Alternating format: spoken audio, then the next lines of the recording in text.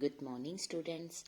Today I am going to continue my lecture for +1 Arts Political Science, and the name of the chapter is Judiciary. Now let us start with the topic Public Interest Litigation. Through the public interest litigation, the court has expanded the idea of rights like clean air, unpolluted water, decent living, etc. are rights for the entire society. On the other hand, you know that in our constitution we are provided several fundamental rights and several fundamental duties of the ordinary citizen of the country. So therefore it was felt by the court that जो individuals हैं as a part of the society must have the right to seek justice wherever such rights जो हैं violated हो रहे हैं. Secondly, through public interest litigation and judicial activism of post 1980 period, जो judiciary है also shown readiness to take into considerations right of those sections who cannot easily approach the courts. इस purpose के लिए जो judiciary है उसने allow किया है पब्लिक स्पिरिटेड सिटीजन्स. उसके अलावा social organisations, lawyers to file petitions on the behalf of the society and the deprived, means for the public that come in the category of backward class, poor. Government provided public lawyer for them. These public lawyer work for these poor people. It must be remembered that जो problems है poor की are qualitatively different from those which have to occupy the attention of the court. And उसके अलावा they need a difficult kind of judicial approach. If we blindly follow the adversarial procedures, in case they would never be able to enforce their fundamental rights. Justice Bhagwati in Bandhua Mukti Morcha versus Union of India 1984. जो judicial activism है उसके बहुत सारे manifold impact हैं on the judicial system. It has also democratized the judicial system by giving not just to individuals but also groups access to the courts. It has forced executive accountability. उसके अलावा it has also made an attempt to make the electoral system much more free and fair.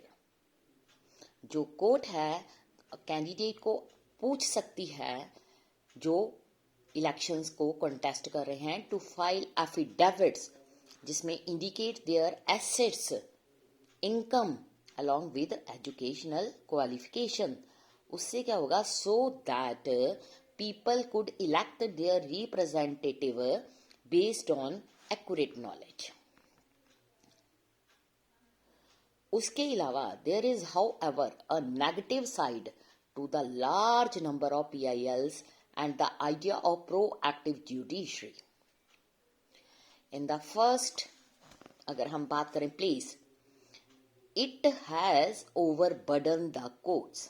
Secondly, जो judicial activism जो है has blurred the line of distinction between the executive and legislature on one hand and the judiciary on the other hand.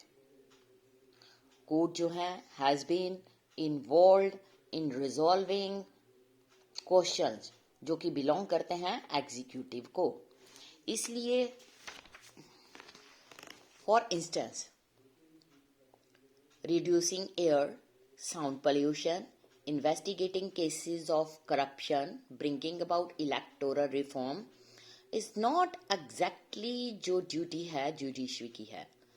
These are matters to be handled by the administration under the supervision of legislature.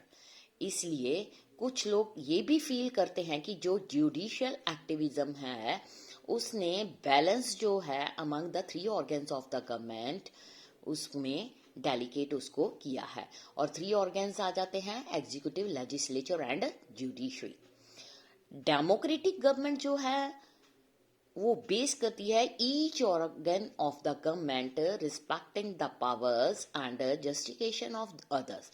Judicial activism may be creating strains on the democratic principle. Suppose if you are the judge, a group of citizens from a city have approached the court through public interest litigation, asking for an order to the city municipal authority ताकि वो remove करें slums and beautify करें city in order to attract investors to the city. ये भी argue किया गया कि ये एक पब्लिक इंटरेस्ट है. जो रेजिडेंट थे स्लम लोकेलिटीज के उन्होंने रिस्पॉन्ड किया by saying that this will encroach on their right to life. उन्होंने ये भी आर्ग्यू किया कि राइट टू लाइफ जो है मोर सेंट्रल है पब्लिक इंटरेस्ट की तरफ than the right to a clean city. Imagine you are the जज. तो आप इस जजमेंट को कैसे डिक्लेयर करोगे? Judiciary and the rights. We have already seen कि जो जुडिशरी है is entrusted with the task of protecting rights of individual. जो कॉन्स्टिट्यूशन है वो प्रोवाइड्स कर रही है 2 वेज जिसमें कि सुप्रीम कोर्ट जो है रेमेडी करती है वायलेशन ऑफ राइट्स का. कैसे? First, it can restore fundamental rights जिसको इशू किया जाता है writ of habeas corpus, mandamus etcetera. ये आएंगे अंडर आर्टिकल 32. हाई कोर्ट जो है also have power to issue such writs. ये आएगा आर्टिकल 226. सेकेंडली, जो सुप्रीम कोर्ट है वो डिक्लेयर करती है concerned law as unconstitutional and therefore non operational. ये आएगा आर्टिकल 13. सो जो गवर्नमेंट के 3 ऑर्गन्स हैं executive, legislature and judiciary, all 3 organs जो हैं अपना वर्क परफॉर्म करते हैं according to rules and regulations that are given in our Indian Constitution. Judiciaries and rights are interconnected with each other.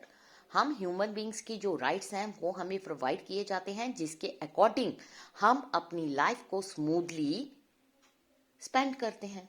बाकी lecture हम अगले में करेंगे. Thank you students.